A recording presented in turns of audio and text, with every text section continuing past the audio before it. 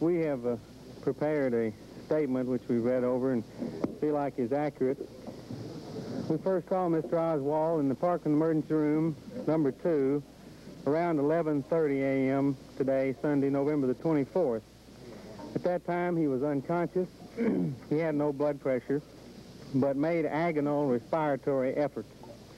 The endotracheal tube was placed by Dr. M.T. Jenkins, the chief of anesthesia. Intravenous fluids and blood were started immediately. There was on inspection a gunshot wound entrance over the left lower lateral chest wall, and the bullet could be felt in the subcutaneous tissue on the opposite side of the body over the right lower lateral chest cage. It was probable from his morbid condition that the bullet had injured major blood vessels within the abdomen below the diaphragm. Consequently, he was taken immediately to the operating room. Through a midline abdominal incision, the abdomen was explored. Several liters of blood were immediately encountered. Exploration revealed that the bullet had gone from left to right, injuring the spleen, pancreas, aorta, vena cava, right kidney, and right lobe of the liver. The bullet then came to rest in the right chest wall in the subcutaneous area. The major bleeding points were then identified and control was obtained. At this time, there was a low but measurable blood pressure and heartbeat. Massive transfusions were being given in multiple sites at this time. At this point, Dr. Jenkins informed us that he had lost blood pressure and pulse suddenly, and that he felt cardiac arrest had occurred.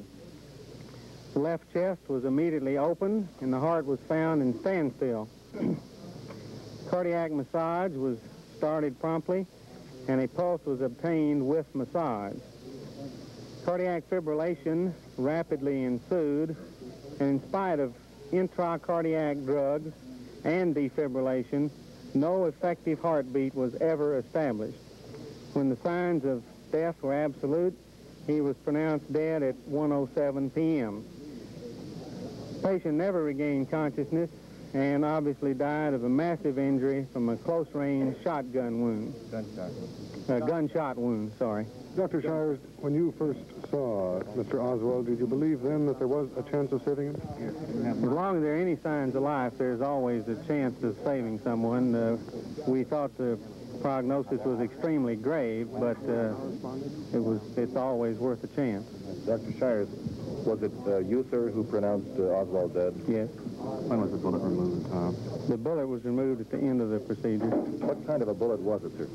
Just guessing, it looked like a .38 caliber bullet. What has happened to that slug now? I don't know. I handed it to the operating room supervisor, and it left the operating room. I don't really know. Give it to the police. Was there a priest on hand? Not that I saw, but we were very busy. So I really don't know. Doctor, about what time did his heart stop beating? About what time did his heart stop beating? It's on the anesthesia record. I don't know. It was several minutes, of course, of defibrillation and attempts at resuscitation. I would guess 20 minutes or so. What is precisely is fibrillation? Fibrillation is a uncoordinated, erratic, segmental motion of the heart that produces no effective heartbeat or output. Was this erratic or a bad sign? This is a bad sign. How do you attempt defibrillation? Electrically, with electric jolts from a control voltage of electricity. Is that the machine that was called the pacemaker? It's an electronic impulse thing? We use the defibrillator first and then the pacemaker, but even the pacemaker would not produce an effective cardiac beat. After it became fibrillating, did you ever restore the rhythm of the heart? Not except by massage. That was all. Actually, the internal rhythm effectively was never restored. Every time you stopped the massage, the heart would fibrillate again? That's right. Doctor, what is the vena cava? The vena cava is a major vein draining the entire lower half of the body. Largest in the body? The largest vein. Larger than the aorta? Well, the aorta is the largest artery. coming away from the heart. Doctor, was Mr. Oswald's heart a normal, healthy heart? Prior to this injury, from what we saw of it, it was, yes. Injury to the vena cava and the aorta in such a way as this patient, is that usually a fatal injury? Yes, it is. How long did you try to massage? I don't really know. We tried it until there were signs of death, fixed dilated pupils, and the other signs of neurologic and death. This was probably 20 or 30 minutes. You kept massaging that long? I imagine it was at least that long. I really don't know. Did you yourself just do the massage, or did No, you, this was rotated between all the members of the operating team, including Dr. McClellan here. Yes, Dr. Robert McClellan, who's Assistant Professor of Surgery at the University of Texas Southwestern Medical School. Dr. Ronald Jones, who's Chief Resident in Surgery at Parkland Hospital here, and Dr. Malcolm Perry, who's also Assistant Professor of Surgery at the University of Texas Southwestern Medical School. One initially, and then two. It's just a guess. Looked like a pretty good-sized slug, and we had heard that it was a pistol. Working Parkland, you just know pretty well. That's right. We've seen quite a few bullets. Were all you gentlemen in the hospital at the time that Oswald was brought in?